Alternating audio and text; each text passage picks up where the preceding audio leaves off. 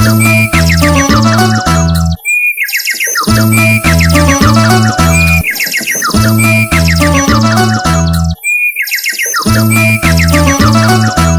शांति छोटे। ओम शांति भैया। छोटे, तो आज का मुरली रिवाइज करते हैं, ठीक है ना। तो आज बाबा का गीत था, मुखड़ा देख ले प्राणी जरा दर्पण में। बाबा ने कहा तुम बेहद के एक्टर हो, इस ड्रामा में तुम्हारा पार्ट हीरो हीरोइन का पार्ट है, बाप का पार्ट नहीं है। ऐसा बाप के पास सिर्फ पतितों को पावन बनाने का हुनर है, ऐसे बाबा ने खुद के लिए कहा है। छोटे, देखो तो हमारा बाबा कितना निरंकारी है। हाँ भैया, मैं तो हमेशा से कहता हूँ बाबा जैसा कोई और हो ही नहीं सकता है। ऐसा कोई कहता है क्या भैया कि अरे मेरे पास में भगवान होके इतना ही हुनर है। सच बात तो यही है कि बाबा ने ही देवताओं को इतना श्रेष्ठ बनाया, तो सबसे श्रेष्ठ तो बाबा ही है ना भैया। लेकिन वो निरंकारी है, हम बच्चों को कर्म करके सिखाता है कि हमें भी निरंकारी बनना है। हाँ छोटे, इसलिए आज बाबा ने ये कहा कि तुम्हें शांति के लिए कोई बाहर दर दर की धक्का खाने की जरूरत नहीं है। जैसे हठयोगी सन्यासी समझते हैं गृहस्थ व्यवहार में रहते शांति मिल नहीं सकती, शांति जंगल में मिलती है, परंतु बाप समझाते हैं शांति वहाँ भी नहीं मिल सकती। दुनिया के अनुसार शांति तो तुम्हारे गले में ही है, अंदर ही है। जैसे वो कहानी है ना छोटे, बाबा ने याद दिलाया है, रानी के गले में ही हार था और वो बाहर ढूंढ रही थी। वैसे बाबा ने कहा शांति तुम्हारे गले का हार है, तुम बच्चे बस भूल जाते हो आत्मा का स्वधर्म है ही शांत। यह शरीर तो तुम्हारी कर्मेंद्रिया है जिससे तुम्हारा पार्ट बजाना है, और आत्मा तो अविनाशी है। आत्मा कोई छोटी बड़ी नहीं है, न विनाश होती, हाँ पतित होती है, जिसको फिर से पावन बनना है। आत्मा को पहले किशोर शरीर मिलता है, फिर युवा, फिर वृद्ध। आत्मा तो है ही एक रस, पहले तो आत्मा को जानना होता है। मैं आत्मा ही बैरिस्टर आदि बनता हूँ, इसको कहा जाता है आत्माभिमानी भव। बाप समझाते हैं बच्चे तुम देह अभिमानी बन पड़े हो, इसलिए अभी अपने को आत्मा समझो और सारी दुनिया को भूल जाओ। बस यही अभ्यास करना है छोटे, क्या समझ आया? हाँ हाँ भैया, देखो ना कितना वंडरफुल है। मैं ही आत्मा हूँ, मेरा न कोई वजन है, न कभी वजन बढ़ता है न कम होता है।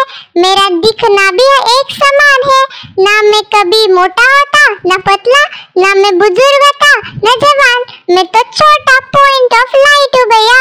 लेकिन विशेष बात है कि शरीर है जो छोटा बड़ा बुजुर्ग होता है, मोटा और नाटा और छोटा होता है, लेकिन आत्मा तो एक रस है भैया। लेकिन भैया ज्ञान है, समझ भी है, फिर भी अनुभव कंटिन्यू नहीं रहता है, क्योंकि छोटा शरीर बड़ा शरीर उम्र सब दिखता रहता है ना भैया। इसलिए आत्मा समझने में मेहनत है। बाबा सच कहता है, आत्मा समझने की बहुत मेहनत करनी चाहिए हम बच्चों को। हाँ छोटे, एकदम सही। तो आज बाबा ने कहा तुमसे बहुत लोग पूछते हैं सिर्फ एक ही ब्रह्मा में क्यों आते हैं शिव बाबा, परंतु यह हिसाब है ना, यह समझने की बातें हैं। गाया भी हुआ है ब्रह्मा द्वारा स्थापना करते हैं, विष्णु का व शंकर द्वारा स्थापना नहीं कराते। यह और कोई का काम नहीं है। मनुष्य रचता और रचना को नहीं जानते। ड्रामा में यह नूंद है, बनी बनाई बन रही है, चिंता ताकि कीजिए। यह अभी की बात है, जो होनी है वह होनी है, बदल नहीं सकती। आज जो कुछ होता है वह ड्रामा है और 5000 वर्ष बाद ऐसे ही होगा। बाबा ने कहा है कोई भी ऐसी बात देखे तो वह बोलो कि यह कोई नई बात नहीं है, ये हमेशा होता है। एकदम ऐसा लिख दो, फिर भल वह आकर पूछे, लिखने में कोई हर्जा नहीं है। यह लड़ाई पहले लगी थी, नथिंग न्यू, बस ये बता देना है, नथिंग न्यू, ये होना ही है। बाबा ने कहा मैं बीज रूप हूँ, इस सृष्टि का बीज हूँ, इसलिए तुमको इन बातों को समझना है। बाबा ने ये भी कहा छोटे कि अभी बाबा समझाते हैं दुनिया में क्या क्या हो रहा है। कोई मून में जाते, कोई आग पर चलते, कोई पानी पर चलना सीखते, ये सब है फालतू काम। बाबा ने कहा बस मुझे याद करो, बाकी कुछ भी काम नहीं करना है। हाँ भैया, कितना कुछ करते हैं। अभी तो दूसरे ग्रह पर प्लॉट लेने की भी सोचते हैं भैया। कितने अजीब मनुष्य है, इसी दुनिया में इतना दुख लगा पड़ा है और सारे प्लैनेट के बारे में सोच रहे हैं कि वहाँ जाके रहेंगे। सोचो भैया, बेचारे कितना हाथ पाँव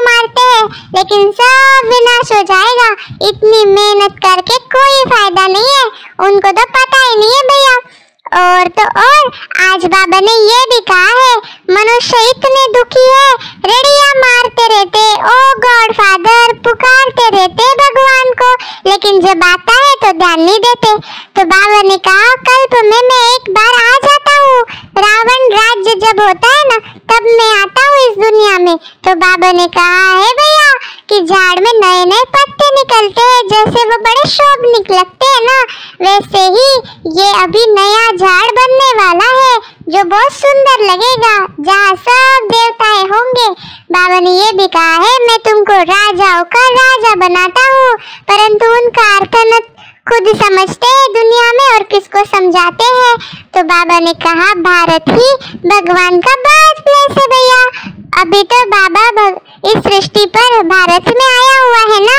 हाँ हाँ छोटे, बाबा ने ये भी कहा कि मैं अभी अमर कथा सुनाता हूँ, तुम सभी की उतरती कला हो रही है, तुम सभी को अभी श्रेष्ठ बनना है।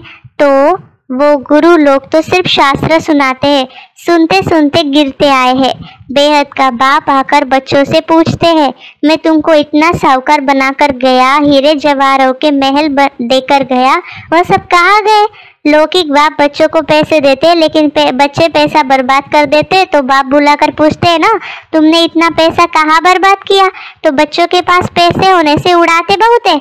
बाबा ने कहा बाप धर्मात्मा है, बच्चे विलायत में जाकर लाखों रुपए उड़ा देते हैं, बाप कुछ कर नहीं सकता, बाप फारकती भी दे नहीं सकते क्योंकि दादे की मिल्कियत थे, परंतु अंदर जलते रहते। बाप के मर जाने के बाद कोई कोई तो ऐसे गंदे बच्चे होते हैं 12 मास में सारी मिल्कियत उड़ा देते हैं, वो हद की बात है।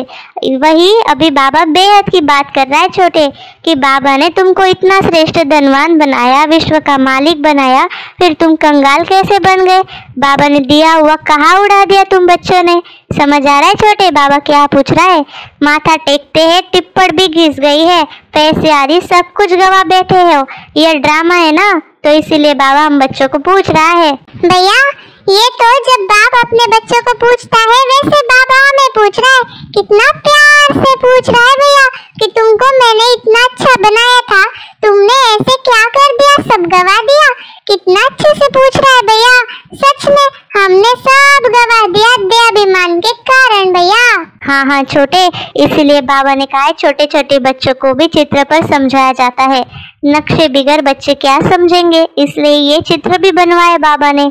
बाबा ने कहा है साक्षात्कार होता है तो अब जाकर बच्चा बनेंगे, ये देवताओं को मालूम पड़ेगा। पुरानी खाल छोड़ देते हैं, या कोई मरता है तो रोते हैं, सतयुग में कोई रोते नहीं है, सतयुग में खुशी मनाते हैं छोटे, इसीलिए उसे जीवन मुक्ति कहा जाता है। और तो और बाबा ने कहा मैं कल्प पहले मुआफी खाकर राजयोग सिखला रहा हूँ तुम बच्चों को, अभी बस अपने को आत्मा समझो और बाबा को याद करो। आज छोटे बाबा ने प्यार से हम बच्चों को वरदान दिया, मास्टर त्रिकालदर्शी बन, हर कर्म युक्ति युक्त करने वाले, कर्म बंधन मुक्त भव। स्लोगन में बाबा ने कहा जिनके पास हद की इच्छाओं की अविद्या है वही महान संपत्तिवान है। अच्छा, ओम शांति। आप सभी को हम छोटे बड़े की कॉन्वर्सेशन कैसी लगी जरूर कमेंट्स करें। इस चैनल को लाइक, सब्सक्राइब और शेयर करना मत भूलिएगा। ओम शांति।